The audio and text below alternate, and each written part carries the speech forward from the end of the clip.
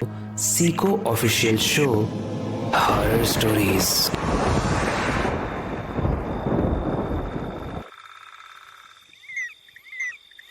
कहानी है करण अर्जुन की। करण और अर्जुन बचपन से ही बेस्ट फ्रेंड्स थे और एक ही स्कूल में पढ़ते थे। वो दोनों ही पढ़ाई में थोड़े कच्चे थे लेकिन स्पोर्ट्स में बहुत अच्छे थे। अर्जुन स्कूल के फुटबॉल टीम का कैप्टन था, वहीं पर करण टेनिस टीम का। टूर्नामेंट में बिजी रहने की वजह से दोनों पढ़ाई पर ध्यान नहीं दे पाते थे और अब उनका फाइनल एग्जाम स्टार्ट होने में सिर्फ 10 दिन बचे थे। दोनों का ही एग्जाम में पास होना बहुत जरूरी था, वरना उनके पेरेंट उनको खेलने के लिए मना कर देते और बैन कर देते उनके स्पोर्ट्स से। उनको दोनों पढ़ने की तो कोशिश कर रहे थे लेकिन टाइम की कमी की वजह से और ध्यान भी ना लग पाने की वजह से वो पढ़ नहीं पा रहे थे और वो ये सोचकर डर रहे थे कि आगे क्या होगा। और ऐसे ही करते करते 9 दिन बीत गए और अगली सुबह एग्जाम था। उनके पास कोई ऑप्शन नहीं था, वो बहुत डर रहे थे। तो करण को एक आइडिया आया कि वो चुपके से स्कूल में जाके उनके प्रिंसिपल ऑफिस से पेपर्स को चुरा लेगा, क्योंकि अब यही एक लास्ट ऑप्शन बचा था उनके पास। वो दोनों ही स्कूल के पास पहुंच जाते हैं लेकिन रात के अंधेरे में वो स्कूल बहुत ज्यादा डरावना लग रहा था। वहाँ स्कूल गार्ड के अलावा कोई भी नहीं था। जैसे तैसे वो स्कूल के गार्ड से छुपकर प्रिंसिपल ऑफिस में तो पहुंच जाते हैं और वो एग्जाम के पेपर्स ढूंढने लगते हैं, लेकिन तभी उन्हें रियलाइज होता है कि कॉरिडोर में कोई खड़ा है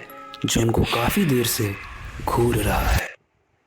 करण ने ये बात अर्जुन को बताई, लेकिन अर्जुन ने जैसे ही उस तरफ देखा वहां पर कोई भी नहीं था। अब उन दोनों ने ही इस बात को इग्नोर किया, उन्हें लगा कोई मजाक कर रहा है और वो वापस से एग्जाम के पेपर्स को ढूंढने में लग गए। गाइस, तभी कुछ ऐसा होता है जिसे सुनने के बाद किसी के भी होश उड़ जाए। अचानक सामने रखी अलमारी का दरवाजा खुद ब खुद खुल जाता है। ऐसे में करण अर्जुन एक दूसरे की तरफ देखते हैं और घबरा जाते हैं। तभी अर्जुन की नजर टेबल पर रखे पेपर पे जाती है और जैसे वो उस पेपर को उठाकर देखते हैं, वो उनके एग्जाम के पेपर्स थे। पेपर मिलते ही वो दोनों बहुत खुश हो जाते हैं और अभी उनके साथ जो भी हॉरर चीजें हुई वो उसे भूल जाते हैं। अभी अचानक से उस रूम के डोर पर एक नॉक की आवाज आती है और वो दोनों बहुत घबरा जाते हैं। उन्हें लगता है कि शायद गार्ड को पता चल गया और वो हमें ढूंढने के लिए आया है, तो वो उसी टेबल के नीचे छुप जाते हैं। अब धीरे धीरे करके वो नॉक की आवाज तेज होने लगती है और इतनी तेज हो जाती है कि वो दोनों बहुत घबरा जाते हैं। लेकिन अचानक से वो आवाज बंद हो जाती है और धीरे से उस रूम का दरवाजा खुलता है, लेकिन दरवाजे के बाहर कोई भी नहीं था। वो तुरंत वहां से भागने की पूरी कोशिश करते हैं, लेकिन उनका पैर फिसल जाता है और दोनों के दोनों गिर जाते हैं, जिसके कारण करण के नाक पर बहुत तेज चोट लगती है और उसके नाक से